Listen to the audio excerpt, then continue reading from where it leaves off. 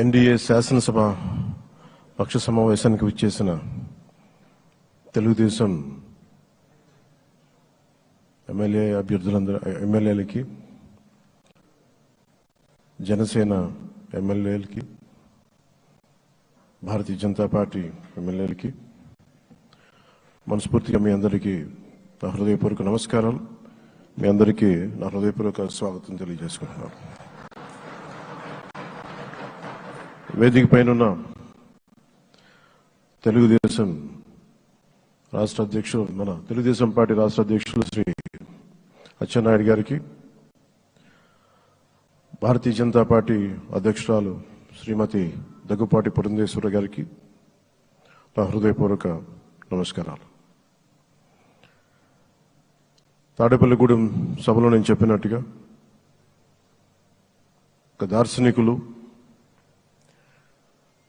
4 దశాబ్దాల సుదీర్ఘ అనుభవం, ఎన్నో ఒడిదుడుకులను ఎదుర్కొన్న తెలుగుదేశం జాతీయ పార్టీ అధ్యక్షులు శ్రీ నారా చంద్రబాబు నాయుడు గారికి నా హృదయపూర్వక నమస్కారం.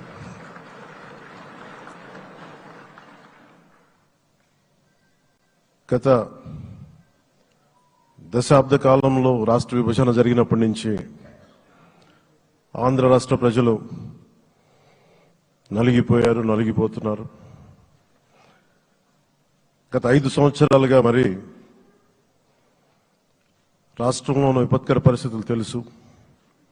మనందరం సమిష్టిగా పోరాటం చేసి కలిసికట్టుగా ఉండి అద్భుతమైన మెజారిటీలతోటి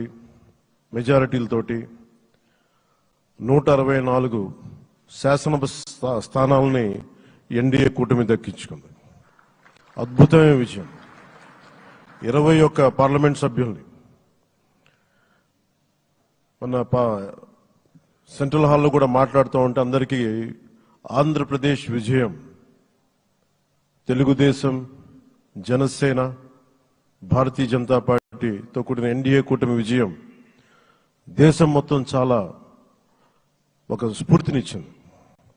ప్రతి ఒక్కరి విజయాన్ని వారి వారి రాష్ట్రాల్లో ఎలా దీన్ని ముందుకు తీసుకెళ్లాలి, ఒక్క ఓటు చీలకుండా అలయన్స్ అంటే ఎలా ఉండాలి అనేది మన ఆంధ్ర ప్రాంత ప్రజలు, మన ఆంధ్ర రాష్ట్ర ప్రజలు మనందరం కలిసి కట్టుగా చూపించాం. 2021 మార్చి 14న ఇప్పటం సభలో నేను ఒకటే తెలియజేసుకున్నాను, ఆ ప్రభుత్వ వ్యతిరేక ఓటుని చీలనివ్వను. ఆ మాట మీద ఉన్నాం, ఆ మాట మీద నిలబడ్డాం.